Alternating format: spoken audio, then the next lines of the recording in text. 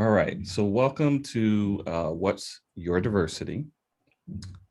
Today, we are scheduled to have two people participate. I'm not seeing the second person, so we may just have one, but we'll roll with that. So again, my name is Taj Smith, for those who have just joined, and I work at the RIT Rochester campus.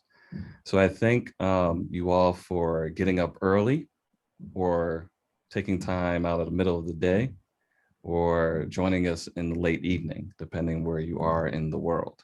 I know we have a range of people on, so glad to have this global interaction with all of our campuses. So let me tell you a little bit of the format and then we'll get started. The typical format for this program is I will ask our guest, who are usually students, staff, or faculty, to share their own thoughts about diversity. All right, and so I'll do that by asking them a set of questions that they've received in advance, so they've had time to think about it. And then that should last the first 30 minutes or so. And so after that, I'm going to turn it over to you all as the audience members to ask questions of the folks that we have today to share their stories. I have informed them that if a question comes up that they feel uncomfortable answering, that is their right to not answer that and they can choose to pass. So just in case that comes up, but feel free to use the chat function to ask your question when it's time, or voice using the microphone before you, or get the attention of the interpreter so we can have your thoughts and perspective and questions communicated. All right. So without further ado, we'll go ahead and get started. Again, I see just our one representative here at the moment. Hopefully the second person will join us, but we'll get started. So first, we want to have Camber introduce herself very briefly in terms of what are they studying, what campus they're on, major of interest, where they might call home, and anything else they feel comfortable sharing. And then I'll ask the formal questions. So Camber, I'll turn it over to you. Hey, my name is Camber Ross. I am a second year biomedical sciences student here at RIT Rochester. Um, my home is in Augusta, Georgia, and I'm I'm just glad to be here, glad to share my story with you guys this morning, or wherever you are, whatever time it is. Yes, it's all over the place. All right, so my first question, for you is can you describe to us home? Tell us what home means to you, where that might be, um, what you might miss about it, and how it compares to your experience here at RIT Rochester. And I'll just end by saying home can be complicated for lots of different people, meaning they've lived a bunch of places, or home might not be home anymore, so to speak. Just want to put that out there for our participants, that it might be a little more nuanced. But Camber, if you wouldn't mind answering that. Right. So, fortunately for me, my home is and will always be my home. It's pretty much just been me and my mother for the past 19 years. I was born in Virginia and moved to Georgia when I was 4. Um, my mother and she was a military brat. So her home was her family wherever in the world that they were. Um, and I've always been surrounded by my family. I'm really, really close. Everybody's super close to each other. So, of course, my home is wherever they are. But currently, that is Augusta, Georgia, and I grew up there. Was there for 14 years. I was fortunate enough to go to what I would say was a pretty diverse middle and high school. It was a 7-year school. It was a fine arts magnet school. So I, grew up focused on all of the arts. I was a singer, I was a dancer, I was an actress. Um, I played in the orchestra, I played in the band. I did everything that, everything that made me happy. The arts made me happy. But I think what's just different here for me is that, I'm so used to being with my family, and now they're 14 hours away by car, and plane rides aren't cheap. So I've, had to build my own family here, surround myself by people who not necessarily looked like me, because I didn't always grow up with people who looked like me, um, but surround myself by with people who shared my same interests and my same values. Um, surround myself by Surround myself with people who I knew were going to expand my horizons. Introduce me to things that I had never seen before back at home. Some things that my mom might have gotten the opportunity to do while she was traveling the world with her family that I didn't get. Um, so RIT is kind of a second home to me. I couldn't imagine myself anywhere else, but it's a similar atmosphere to what I'm used to, but just, I love seeing so many people of different diversities. Um, it might be a PWI, but the environment that I've created for myself is extremely diverse, which has helped me to create that, second home feeling. Thank you. Appreciate that. So if you wouldn't mind defining for us how you define diversity, and has that definition changed since you've attended RIT, or has it remained the same? Um, I would like to say my definition of diversity has definitely, it hasn't really changed much. Um, and I think diversity to me is just having, um, like you might grow up in the same community, but the rituals inside your household are different. It was strange for me because being an only child, I didn't have to share anything growing up. I shared with my mother, and that was it. But now that I'm here, I have my roommates who are some of my best friends in the entire world. And it was so weird having to get used to all of the different things that they do. One of my roommates is Hispanic, and the other two are from Bangladesh. So we do things completely differently, from what we cook to the way that we cook, and how we clean and how we organize. And it's all just so different, but we all have our own things that make us unique. And what I love about diversity is that, you know, around every corner is a new opportunity to learn something about yourself, to learn something about other people. And as a young person, growing up trying to figure out who I was, I know coming here my first year, I had a super big identity crisis, because I'm like, oh my gosh, I'm not like any of the other Black kids on campus. But I had to think to myself, is there a box to be set in for Black students, and if there was, I don't fit in that box. So I took it upon myself to go to as many different, cultural organizations, events, things like that, so that nobody can put me in a box. Um, so that I have different parts of my personality, my mode of operation that, come from different cultures, because I think there's something that you can learn from everybody, you know? It, and my mom, she drilled into my head, don't forget where you came from. And I will never forget where I came from, but I can't be stagnant in just where I came from. In order to grow, you have to incorporate other things and be open-minded. So, I think diversity is really important in getting different perspectives from different places, so that you can broaden your horizons, get new experience. Thank you.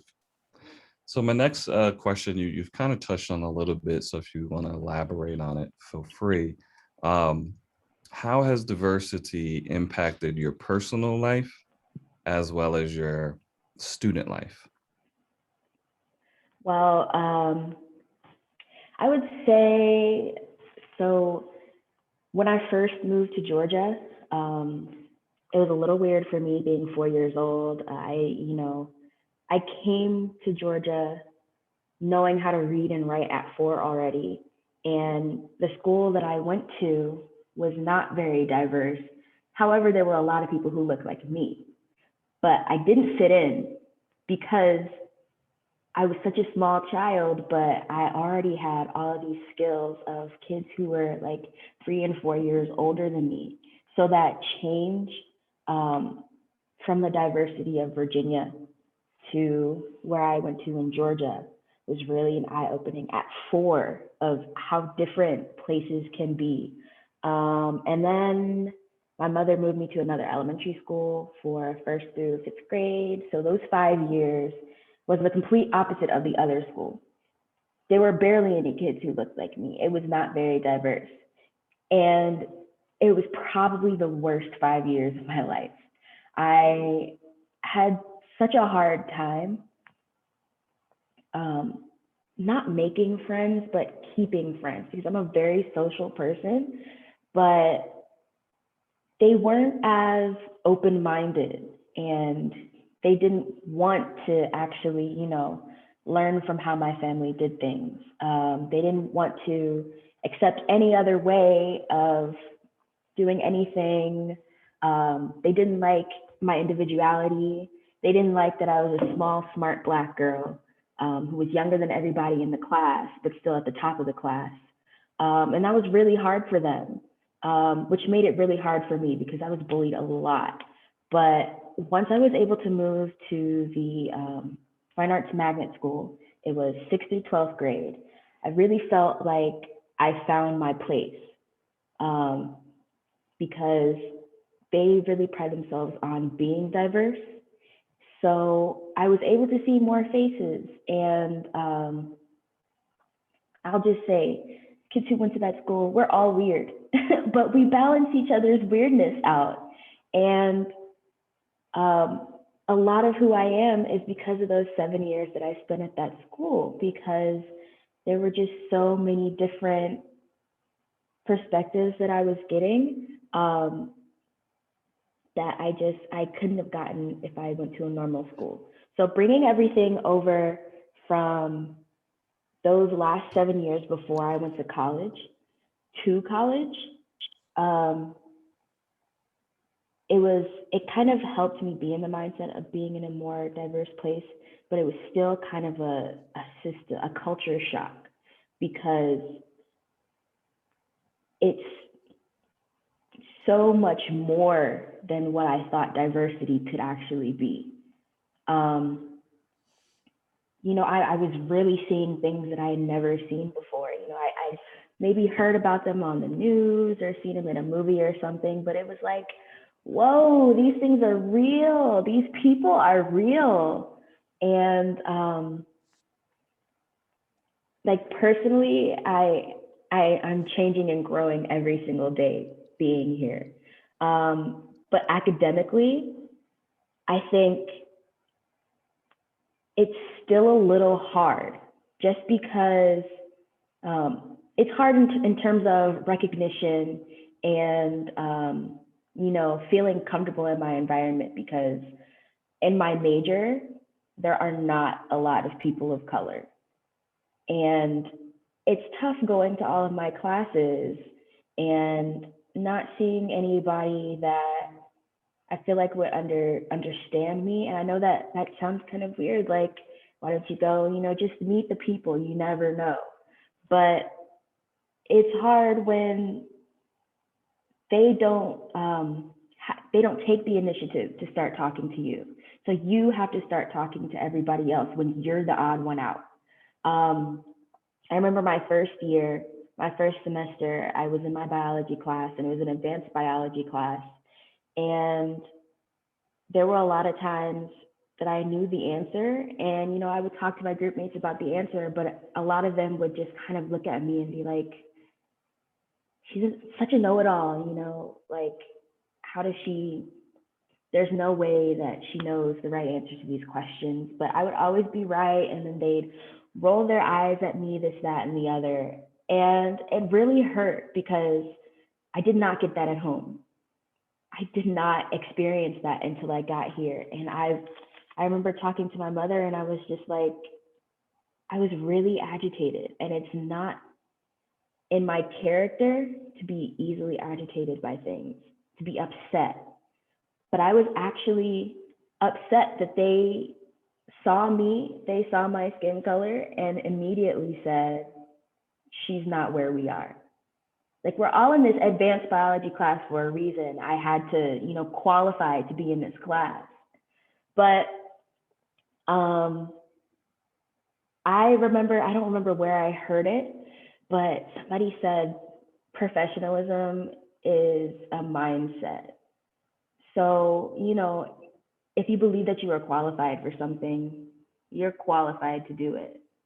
You can't just let people automatically tell you, no, you can't do this. I had to stop looking for approval from my peers, and really tell myself like I'm here for a reason. I deserve to be here, and just because other people don't see that doesn't make it not true. So I think being in more diverse social groups, even though I don't really have the opportunity to be in diverse academic groups, has really helped to fill in those gaps where I don't feel like I belong, or feeling imposter syndrome. Being able to surround myself by other people who are feeling a similar thing, we can talk through it, and having support from organizations like the Multicultural Center for Academic Success. My coach for that, being able to talk to her and share my stories, and then get tools that I need to get me through my time here. Thank you. Appreciate that. So we just had our other guest storyteller join us, and so I want to give an opportunity for Mohammed to introduce himself in terms of where you're located, what you do professionally, and any other thing you feel comfortable sharing with us. And then I'll follow up with some questions to get us caught up. So Mohammed. Sure. Hi guys, my name is Mohammed. I am the soccer coach at RIT out here in Dubai.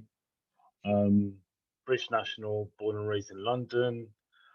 Moved out to the Middle East 5.5 years ago now. Born, grew up, raised in West London. Spent my whole schooling, first part of adult life out in there in London, and then got married and shipped out to the UAE. Met up with the guys at RIT about 3 years ago, and I've been coaching there ever since. So I could probably go through my journey on the reasons I moved to the Middle East and what it was like in London. I guess that's a good place to start. If you guys know anything about London, it's an absolute melting pot. There is so many different nationalities, religions, cultures. Everything is just mishmashed into one city of 8 million people, and it's nice. It's nice, your circle of friends growing up will be from all over the world. Like my closest friends, is another Moroccan, one's an Indian guy, and another one's English, and we all grew up from different, I'd say, backgrounds, but we all kind of really, we're still friends to this day. Like one of my friends is in Vancouver, one's in LA, I'm in the Middle East, and one of us stayed in London, and we're all still really, really tight and really close. Growing up in London, that's an interesting one. So I went to a predominantly English white school. I think it was like 98% white, and the rest of us were a mishmash of like Asian, African, Caribbean, and so on. So I only really knew kind of like I wouldn't say we were seen as the outsiders, but we did our very best to try and fit in. I was quite an accomplished footballer, so I was accepted a lot quicker because I could play ball, so everyone kind of like gravitated towards you. But I didn't really feel any difference going to school. I felt it was slightly once I left school and went into college. College being it's not college like in America. It's like year 12 and 13. It was slightly different because it was a bit more of a diverse group, and I felt that I had to fall into a certain. I either hung out with these kids or these kids, and I think I took the wrong path because I left college, I went out to the world of work, and I kind of like partied throughout my 20s, and I didn't really focus on what was important. And I kind of lost myself a little bit. I didn't really see myself as a Moroccan living in the UK. I saw myself more as a Brit. And, that lad culture, I used to go on holidays with the boys. Um, Me being a Muslim as well, I kind of lost my religion. I kind of just kind of fell into that. Um, and then I met my wife, and then got married. My wife's a Pakistani, Brit national, but Pakistani roots. And yeah, it's crazy to like culturally. We're one's in Asia, and one's in Africa, but you can see a lot of similarities between the two cultures. And there was a bit of stigma at first, especially from her side. Moroccans have got a bad rep. You shouldn't really interact with Moroccans. But then I met the family. The families really get on now. I think the families, they kind of really just connected a lot more than we anticipated. Um, Moved out here. Dubai is another massive melting pot. I remember, I'll just tell you a quick story. Um, I coached at a high school out here, and the high school was for predominantly Emirates pilots. So all the Emirates staff, and Emirates would get a lot of pilots from all over the world. And I remember I had a class of like 8-year-olds, and there must have been 15, 16 kids. And there wasn't two nationalities in that class. Kids were from all over the place. Ecuadorian, Brazilian, I remember Irish, Finnish, Danish, like it was from like all over the world. And all of these kids were in the classroom, and there was no the interaction between them was so pure. It was so like there was no stigma at all between them, and I found that amazing. And that's something about Dubai that the whole world is pretty much here. I can see the whole world here. Like anyone from anywhere is here in the UAE.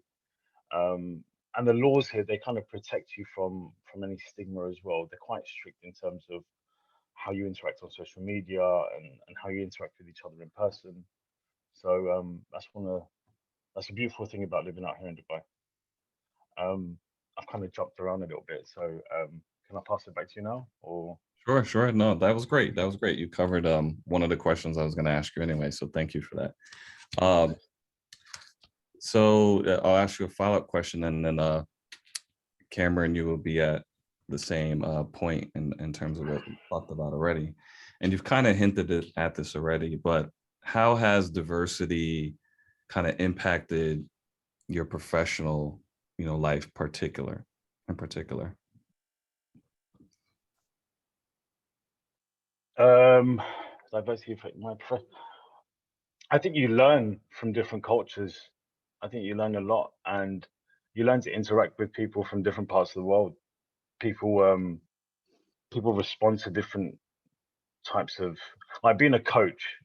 Like you need to be able to read people. You need to be able to read the personalities and their behaviors, and and culture plays a part of that. You need to be able to, for example, there's certain players that they need that arm around them where they need to be like, how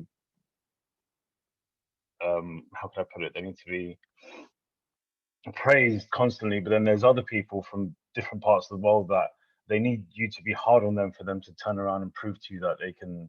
So I think, especially in coaching, I think learning different people's backgrounds and upbringings helps you a lot when it comes to delivering on the pitch. So yeah. Sure. Thank you. Appreciate that. All right. So my next question for you both. And we're getting close to the time where we're going to ask the audience to ask Canberra and Mohammed questions. So start to think about that, audience members. Again, you could put your question in the chat and I can state it for you. You can unmute yourself and use your voice, or you can get the attention of our interpreters so we can have your perspective and thoughts shared. All right.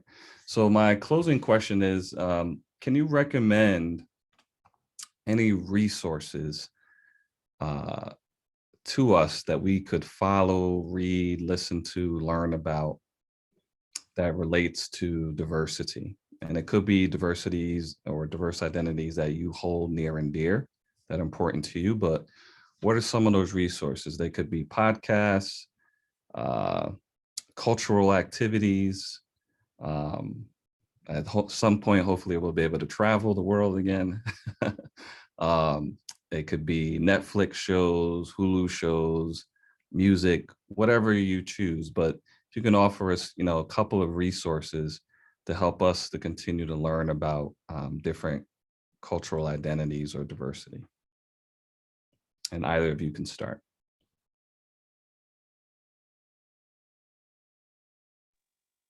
Kimber, I'll go. I don't actually have a resource or a podcast or a TV show, but one thing that I felt that really taught me about other people's culture is, dare I say it, and if any of the other RIT coaches are in there, they're going to probably take the mickey, but food is a big thing. Like learning about different people, like different recipe. Like for me, growing up, I didn't really eat spicy food. I'm just bringing it back to me again. I didn't really eat spicy food, and then I got married to a Pakistani, and Pakistanis love a bit of spice. They love to put spice in their food, and I just opened my eyes up to a completely different world of like food. And I do like to experiment with food. I do like to go and visit other like different restaurants. When you sit in the environment where food is being made, you kind of learn a little bit about. For example, if you go to a Nepalese restaurant, there might be a bit of history there, or Pakistani, or well, everyone eats Italian, but like food from different around the world can really help you get some sort of understanding of different cultures. I think that is, yeah, that's for me. Food is a big one for me. Sure. Do you have a favorite spicy dish that you've come to accept? Um, chicken karai. I don't know if anyone's had a karai before, but chicken karai is amazing. It's really spicy. As I said, I would put no spice in my food, but now everything I order, I say, how spicy can you make it? So it's it's opened my palate completely. So yeah. All right, thank you. Yeah, I used to like the spice, but I've gotten older and this thing called heartburn has kicked in for me now. And so I can't enjoy it. But I wish I could. All right, Cameron, do you have any thoughts? Yeah, so I find the whole concept of food to be, I thought your story was interesting because it was a similar thing with my roommates from Bangladesh. I didn't grow up eating curry dishes, but one of my roommates and they're the two from Bangladesh, they're both guys, so they didn't really grow up cooking. So now they're learning to cook, and they're cooking some things that they eat at home, which is nice to see. But one of them made curry cabbage, and I absolutely fell in love with it. Like, I don't know that I'll ever eat it the same way again. And I think what's the most important is not, don't be afraid to ask your friends about how they grew up, what they like to do. Surround yourself, immerse yourself in other cultures if you can. Make friends who are of other cultures, other backgrounds, or whatever. I know for me, with all of my friends who are of different backgrounds, we just love to talk about our childhoods and how we grew up. And I love asking, like, so what do you guys do for this? And when you were growing up, did you watch this show? And, did you guys do this as a family? And we share, like, in my one unit, we share so many of our, you know, our traditions with between the four of us. Um, I remember I was making them biscuits and grits and things from the South that I miss having from home that they had never had before. And I'm like, how have you never had biscuits from a can by Pillsbury? So that was a good experience for them, a good experience for me. But I think I started around like the end of middle school, the beginning of high school, watching shows from different cultures. I got obsessed with this one Bollywood song that ended up helping me connect with one of my roommates because it came up in his playlist, and then I started singing to it, and they were like, whoa, you know that song?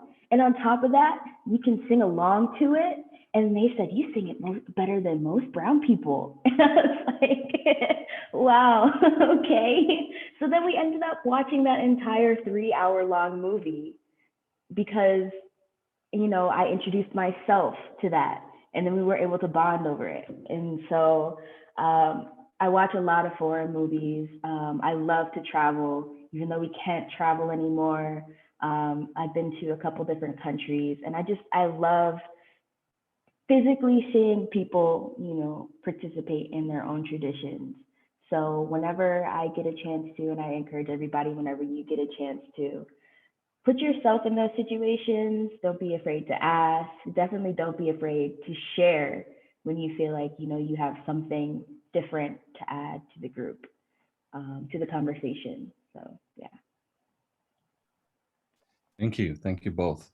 So just as a reminder, I put in the chat, if you have questions and you want me to state them on your behalf, feel free to start typing that in. I do have one question that somebody submitted. Then we can also turn to anybody who wants to ask their own question outside of the chat. So this first question is for Mohammed, and this person's internet was a little choppy when you first joined us. So if you could kind of just summarize, I know you talked about it a little bit, but summarize what's the difference or similarities between living in London and where you're at now?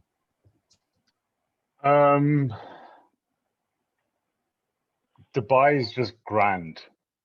It's like Las Vegas. I've never been to Vegas, but you can imagine from TV. It's just everything is just so bigger. Like Dubai like to go bigger and better than everyone else.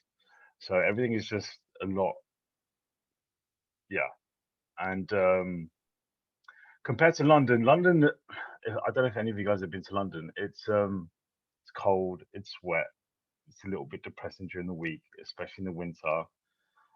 It's like you get home from work at 5 o'clock and all you do is want to curl up in front of the TV. But Dubai doesn't give you that. You finish work at 6, home showered, you're back out because there's something to do. There's always something to do in the city.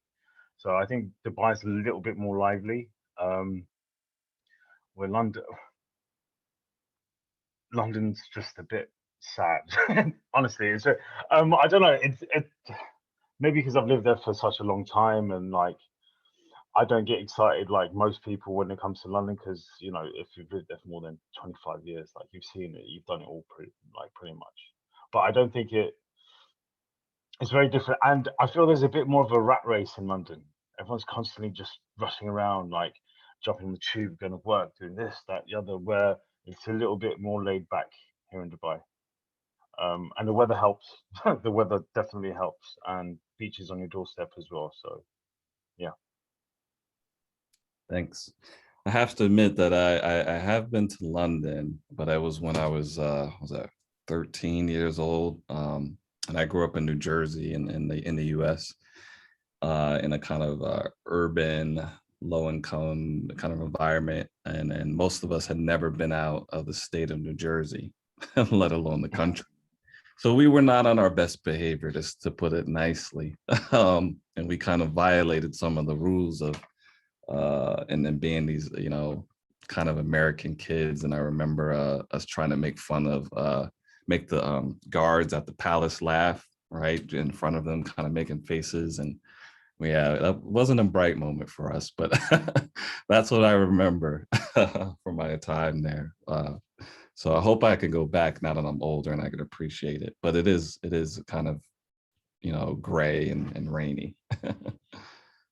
um, so another follow-up question for you, Mohammed, is what's the pandemic COVID-19 been like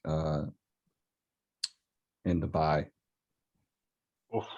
Well, when they first announced the lockdown back in say mid-March, I think it was from the start of April.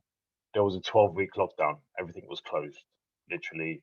Proper everyone off the streets, only essential travel, and I think that helped because we kind of slowly started coming back to life in and I think it was July of last year. We started moving around a little bit more with restrictions. Obviously, like they would limit the amount of people in restaurants, in malls, in shops. You have to wear a mask everywhere you go. It's non-negotiable. You have to wear a mask. And it slowly started to peter off, and they were relaxing the restrictions. But then Christmas happened. So Christmas, they decided to open the borders up to international travel, and I think I read a stat where they usually have about 1.5 million tourists in over the Christmas period. This time they let in about 500,000, and in the turn of the year we saw a small spike in cases. So they started to put limitations on shops and restaurants and so on. One thing I wanted to mention is we would have to do a PCR test every 4 weeks. PCR is a COVID test. And since the turn of the year, we're having to do it weekly now. Every 7 days, we have to produce a PCR test.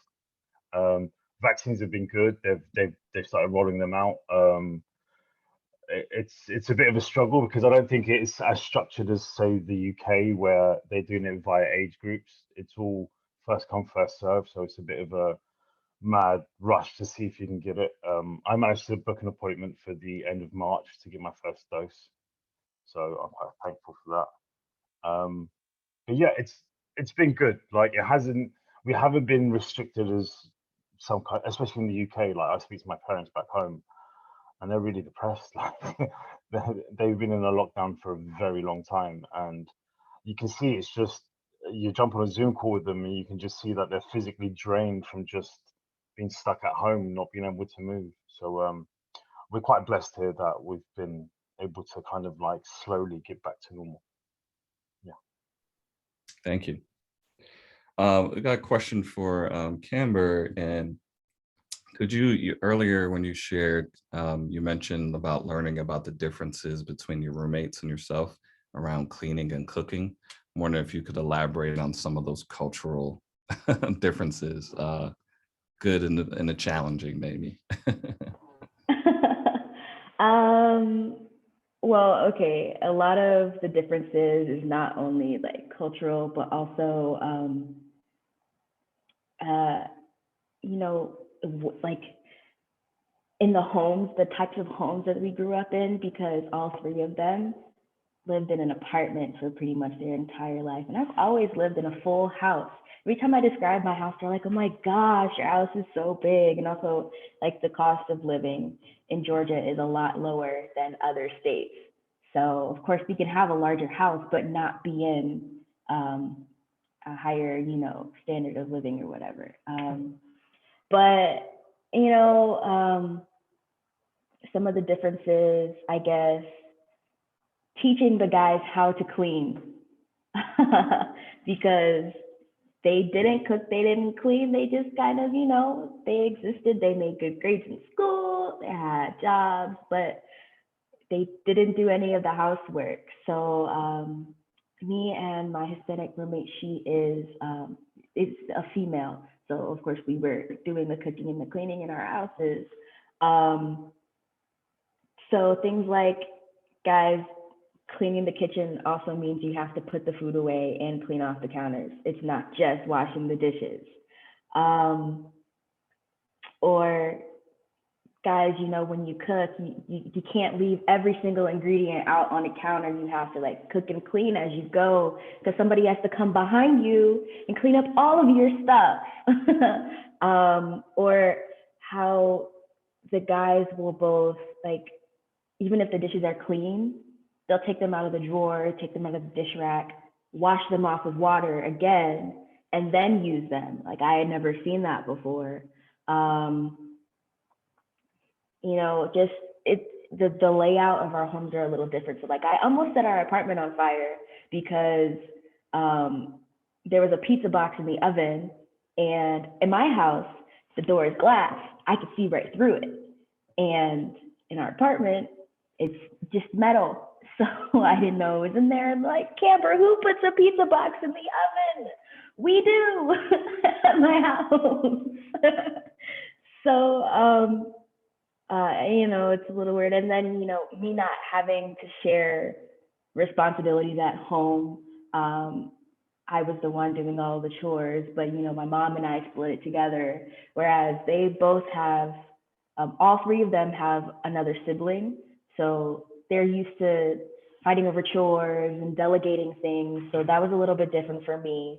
So like, you know, as I'm describing it, you see it's not just cultural diversity, it's, you know, just how we grew up and the different people that we grew up around.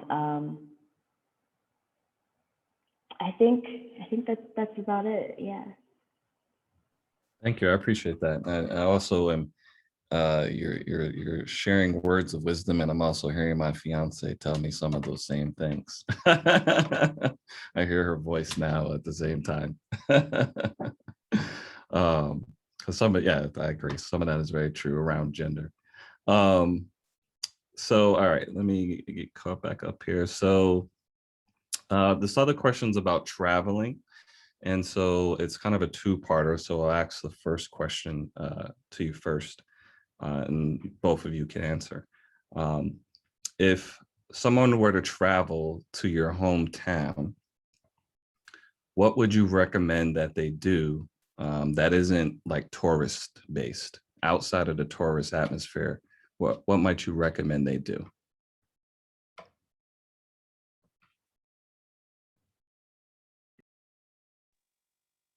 Am I picking London or Dubai? Which one Uh, am I? whatever you feel like is your hometown. That's what the person had asked. So wherever you call home. All right. Well, I'll probably call right now. I'll probably call Dubai home. See, Dubai is just a massive tourist attraction. There is so much to see in terms of the Burj Khalifa, the Dubai Mall, the new museum that they've just opened up, the Frame. There's loads of touristy things. You can go into the old town as well and look at some.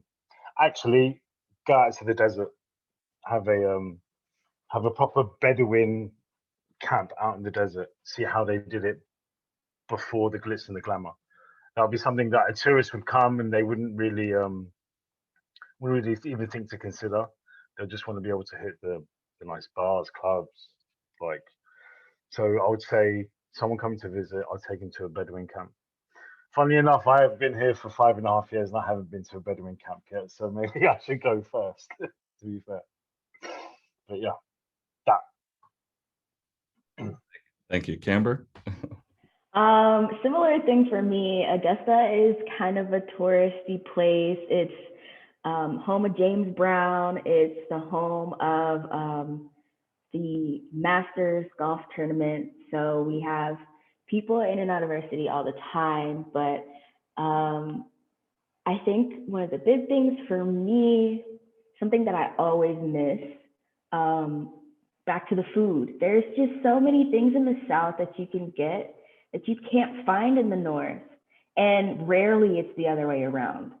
So trying just, you know, different foods that are native to the South, um, whether it be at a touristy place or not, it's just a great experience because the way that they cherish food in the South is unlike anything else. in most parts of the U.S. I would say eating in the South is it's a whole big ordeal. You know, there's just so much love in the food that we have, and you can taste how homey it feels, which is why people call it soul food. It really takes care of you when you eat it. Not necessarily health wise, but spiritually. The food takes care of you. That Southern hospitality goes into the food. And all of it might not be healthy. So, exercise, taking care of yourself in other ways is really good. Maybe eat a salad every once in a while. But no, I think tourist or not, the food is something that you just have to appreciate it anywhere that you go. So I think for my hometown, at least, it would just be the food. Thank you. So the follow-up to that travel question is, are there any places that you have traveled where your perception of that area or culture changed after you visited it? So you ever travel to an area where you might have had some stereotypes about the area, assumptions about the area, and as you spent time there, did you change, your thinking about it? I can go.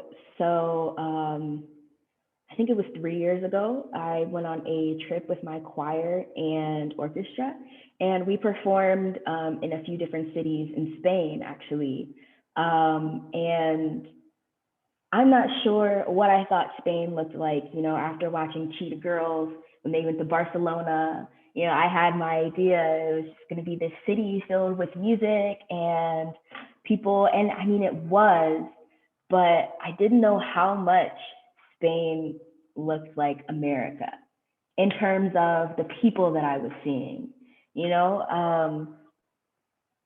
is a lot more similar than I thought it was. And the only difference I would say is I realized how young America is, okay? Like America is just a baby compared to all of these other countries. Looking at all of their historical buildings, they just don't compare anywhere else. My favorite building that we went into, La Sagrada Familia, they started construction a long, long, long, long time ago. And it's still not done, partially because the architect who was working on it, he unfortunately died. But there's just so much history in like the parts that have already been built and the parts that are currently being built. They've, you can see how the building has evolved. And it's like that all over the city, seeing the different influences of Muslim culture in the different parts of the city. That was crazy for me because then we started learning about how the languages have crossed over. And I took 4 years of Spanish in high school, and I plan on doing a Spanish minor. So these things are now being like drilled into my head, and I have like epiphanies like, oh my gosh, it's not just one culture. These things are being influenced by so many different places. And I mean, you get a little bit of that in the US, but there's just nothing like going to another country and seeing how deep their roots are. Thank you. Ooh, so I'm gonna pick Morocco. But the only reason I'm gonna pick Morocco is because the place changed over time for me. So growing up as a kid, I would go every single summer. As soon as you finish school, the day after, you get on a flight and you're in Morocco for 4 or 5 weeks over the summer. You spend every single summer there. And it would be the same thing. You go see family, go to the same beaches, see the same people. It's just the same. But the older I got, the more I would explore the city and understand what Morocco was and the different influences that it had from so everyone's been through Morocco.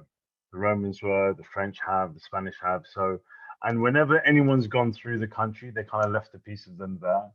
And you can see it in some, because I live in Tangier, the very northern tip of Morocco, and you can see so much influence from, especially Spain. They still got the odd forts there, and Morocco being a Muslim country, um, not far from where my father's house is in Morocco, you can within a 3 square mile, you've got a church, synagogue, and a mosque. And growing up, I never noticed it until I got to a certain age, and then you realize that they're so close to each other, yet they're so like different people go to these different places and worship on different days of the week. And it was so close to my dad's house, and I never really noticed it growing up until I got maybe into my late teens, early 20s when I started exploring the city more. That you just see Morocco is a bit of a melting pot as well, of like just different times of history being imprinted in the town itself, and different religions. And yeah, so Morocco for me, it went from this place I'd go as a kid to see family to this bit of a magical place, to be honest. If you guys ever get a chance to go to Morocco, don't go to Marrakesh, go to Tangiers. It's the best city in Morocco. So Thanks. All right, so we probably got time for one last question, and so I'm going to direct this question to Mohammed, and then we'll close for today. So the question is, do you see a difference in terms of how college students and adults in Dubai may perceive diversity or define diversity?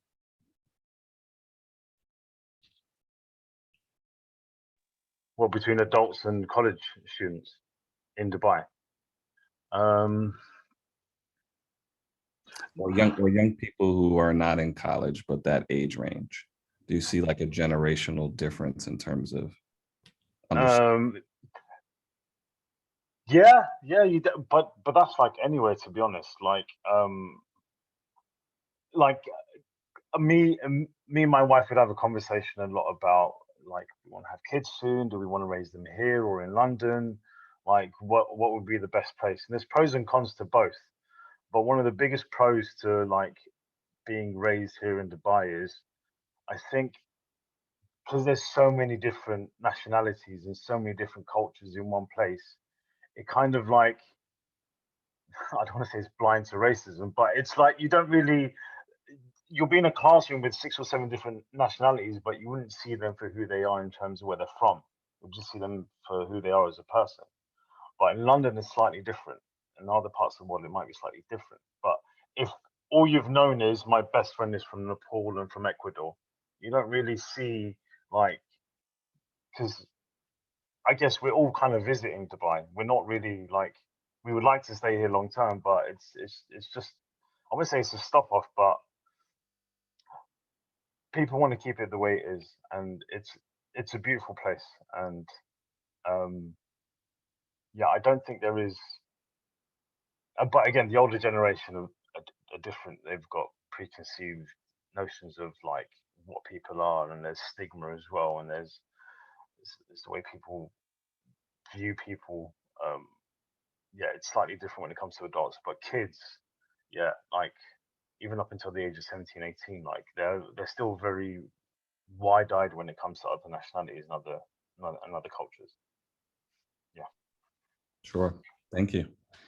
Well, I want to thank both Mohammed and Camber for giving some time out their busy schedules to share a little piece of their life and their thinking about the world, what are locations that they reside in. So I thank them for that.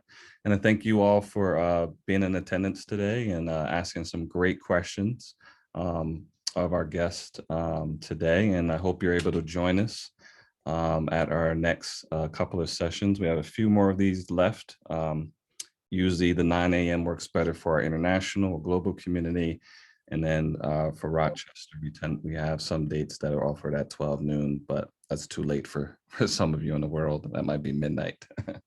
But anyway, we thank you for joining us today, and hope you have a great evening, great midday, or great morning, wherever you are in the world. Take care.